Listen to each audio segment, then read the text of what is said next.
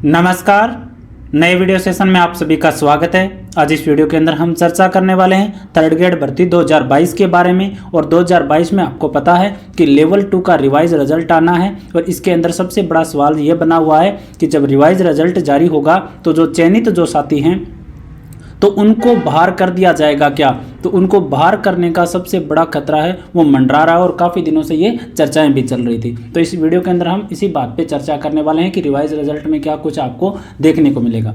तो देखो, अध्यक्ष जी ने बोला है कि कल 23 जनवरी को ये उर्दू का, पंजाबी का और साइंस मैथ का रिवाइज रिजल्ट जारी करने वाले हैं। इसमें प्रश्नों की फेरबदल आपको मिलेगी, लेकिन कितने कौन से विषय में ये अभी तक किसी को पता नहीं है। जैसे ही कल जारी होगा सबको पता चल जाएगा।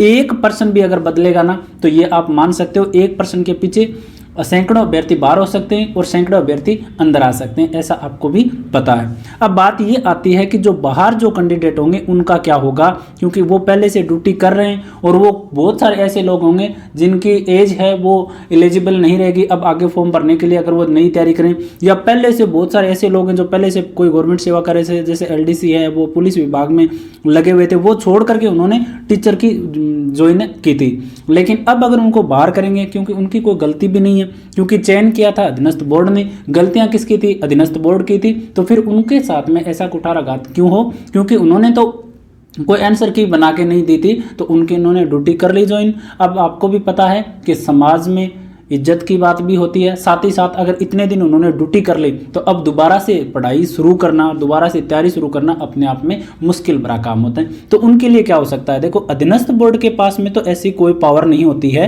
कि वो आपको पद पे बनाए रख सके, क्योंकि ऐसी अथॉरिटी इनके पास नहीं होती है। इनका फैसला लेने का काम होता है सरकार का, लेकिन सरकार की तरफ से अभी तक ऐसा कोई फैसला नहीं आया है कि भाई जो चयनित जो साथी हैं जब उनको वो बाहर होंगे तो उनको हम पोस्ट पे रखेंगे या नहीं रखेंगे। इस पर अभी तक कोई भी फैसला है वो नहीं आया। अब बात यह है कि जब कल रिजल्ट जब आएगा तो सीधी सी बात है जो चयनित जो साथी हैं उनको पद मुक्त होने का खतरा कल से ही शुरू हो जाएगा और टेंशन तो आज ही शुरू हो गई है। अब बात यह है कि जो पद मुक्त होंगे तो वो फिर जाएंगे कहां पे? तो सबसे बड़ी बात तो यह है, देखो, एक मंच पे इकट्ठा होकर सरकार पे सबसे ज्यादा दबाव बनाया जाए। उसके बाद में क्या ऑप्शन रहता है? उसके बाद में होता है कोर्ट का फैसला। कोर्ट में थोड़ा समय लगता है, लेकिन कोर्ट हमेशा इन मामलों में स्टूडेंट के पक्ष में जाता है और सरकार को शैडो पोस्ट क्रिएट करने को लेकर आदेश है वो दे देता है।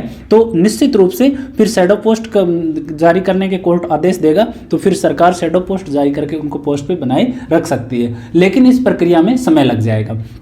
अब बात यह है, जैसे ही कल रिजल्ट जारी हो तो सरकार पे बड़े स्तर पे दबाव बनाया जाए। इन 3 विषयों का तो रिजल्ट आ जाएगा, इन 3 विषयों के अलावा जिन जो रिजल्ट बच गए उनके भी जो बच्चे हैं वो सब मिलकर के अगर मांग उठाएंगे, जो चयनित साथी हैं वो मांग उठाएंगे तो बड़े स्तर पे मांग उठा करके और एक मंच से उठा करके अगर दबाव बनाएंगे तो सरकार शैडो पोस्ट की व्यवस्था कर सकती है। अन्यथा यह सरकार है वो जागने वाली नहीं है, लेकिन डरने की आवश्यकता नहीं है। कोर्ट निश्चित रूप से आपके पक्ष में फैसला देगा, इस बात को आप विश्वास रखना। और एक अच्छे वकील के साथ अगर आप केस डालोगे तो निश्चित रूप से आपके पक्ष में आएगा और शैडो पोस्ट करके क्रिएट करके और आपको वापस ड्यूटी पे बनाए रखा जा सकेगा। लेकिन हो सकता है, देखो, एक बार आपको पद मुक्त है वो होना पड़ सकता है, क्योंकि आपके लिए अभी तक कोई ऐसा फैसला नहीं लिया है। अब बात यह है कि जो चयनित नवचयनित जो अभ्यर्थी होंगे जिनका अभी सिलेक्शन होगा रिवाइज रिजल्ट में, तो उनकी ज्वाइनिंग प्रोसेस वगैरह है वो शेड्यूल वगैरह जारी किए जाएंगे और उनकी ज्वाइनिंग प्रोसेस है वो शुरू की जाएगी और इसमें भी समय लगेगा। ये नहीं है कि कल रिजल्ट आया और कल ही उनको ज्वाइनिंग दे देंगे